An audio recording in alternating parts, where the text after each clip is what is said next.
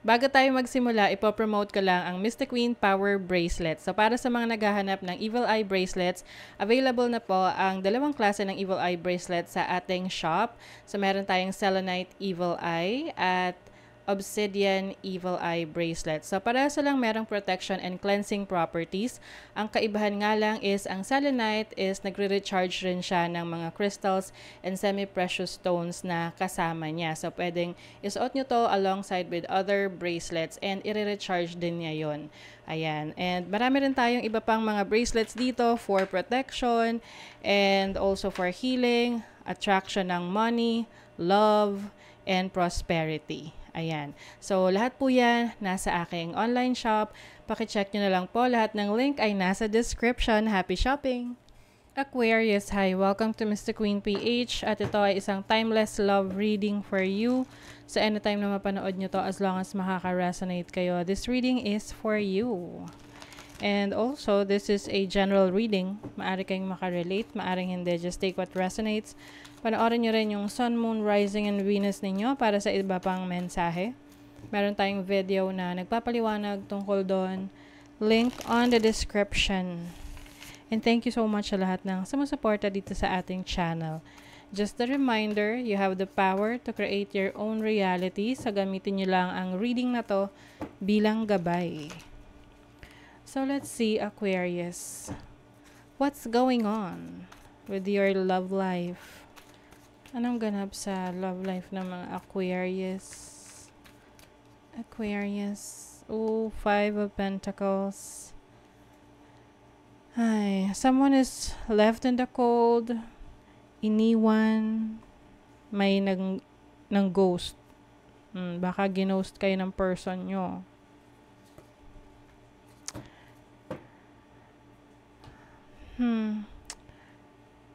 What I'm seeing here is yung iba sa inyo, pwedeng itong person that you are dealing with ay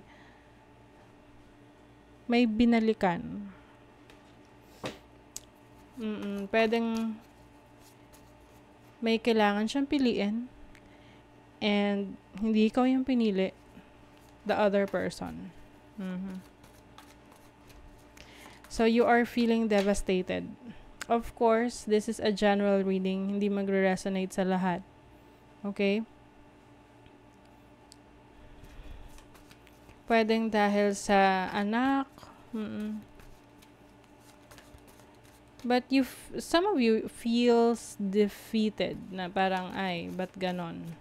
So, tala natin recent past. Ano yung recent past? The Tower. Biglaang pag-aaway.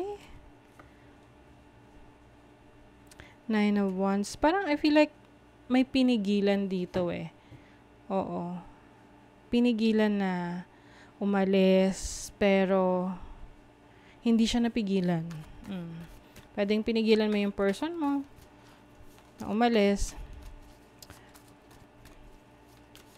Nakakabigla ang mga basta parang mabilis lang yung mga nangyari.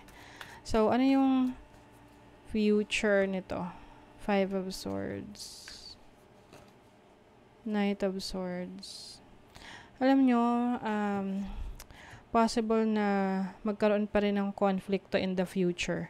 Kasi hindi ito natatapos dito eh. Meron pa tong part 2. Oo. Pwedeng may maghahabol, meron makikigulo, may makikialam. Tingnan natin yung feelings ng person mo towards you. Ano yung feelings ng person ng mga Aquarius para sa kanila? 3 of Wands.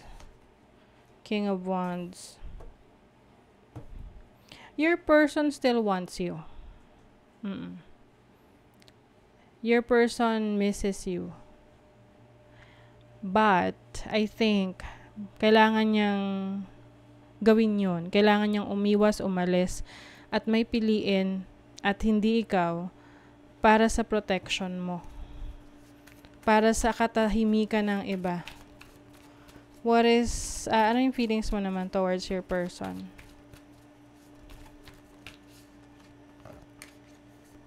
Confused.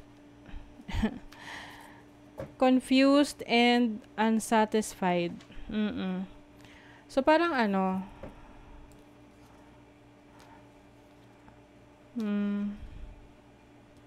may natuklasan ka sa trabaho, parang ganon. Oo. Something sa trabaho. Okay, tinan pa natin. So, what I'm seeing here is your person, maaring wala siyang choice, sabi niya. But to leave you para may piliing iba dahil maaring mas magiging magulo yung situation nyo kapag ikaw yung pinili niya. Kasi pwedeng the other person ay manggugulo sa inyo. But your person still wants to work things out with you, maybe in the future but not now. So ngayon, nako-confuse ka. Kung talaga bang mahal ka ng taong to, kasi hindi nga ikaw yung pinili, pero sinasabi niya na mahal ka niya. May mga bagay lang na hindi niya mapanindigan para sa relationship ninyo. Parang sinasabi na, oh, this is all I can offer sa'yo. Tatanggapin mo ba? Oh. I think in the future, pwedeng itong person na to, pag okay na lahat, anong tipong tahimik na, magre-reach out na naman to sa'yo.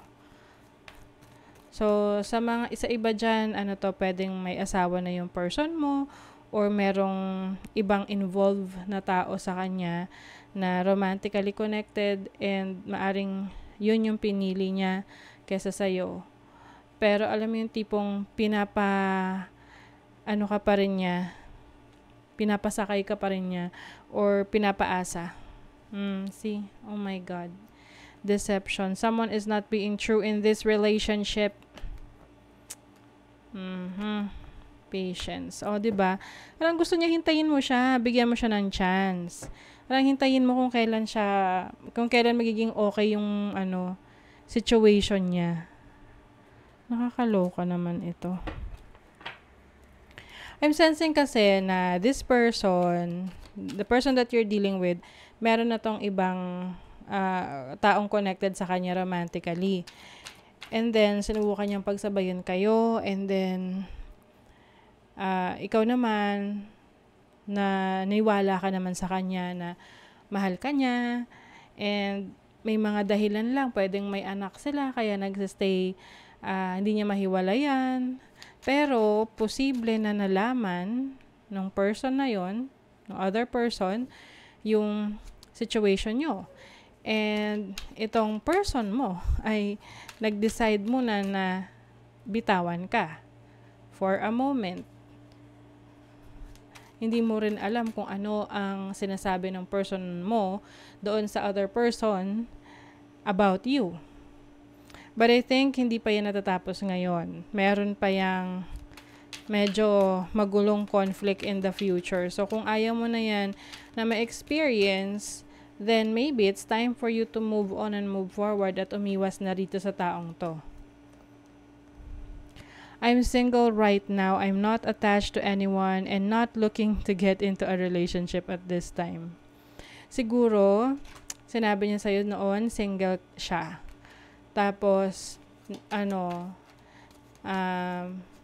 pinaniwala ka muna na, ma-inlove ka muna sa kanya hanggat nung nalaman mo na meron pang iba, nahirapan ka nang i-dismiss yung feelings mo kasi na-develop na. It's hard to show but I do care about you so much. Oh, your person cares about you daw. Mother wounds. My mother is a big influence on my behavior now as an adult. I have challenges with connecting to the divine feminine energy within me and externally. So I think etong person mo rin, meron siyang issues sa kanyang relationship sa kanyang mother. Pwedeng hindi siya nagabayan na kanyang mother nung bata siya. Alam mo na, mga mommy issues. Kaya hindi rin siya, parang, alam mo yung hinahanap niya yung, yung attention, pagmamahal ng isang ina.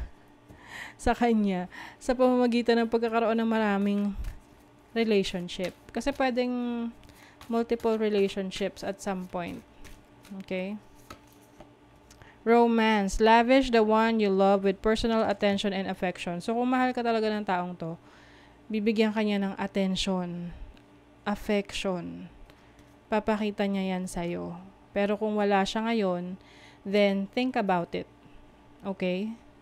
So, that is your reading, Aquarius. Kung nagustuhan nyo ito, naka-resonate kayo, mag-comment kayo dyan, like, share, subscribe, para lagi kayong updated sa ating mga readings. Thank you so much, Aquarius. See you again.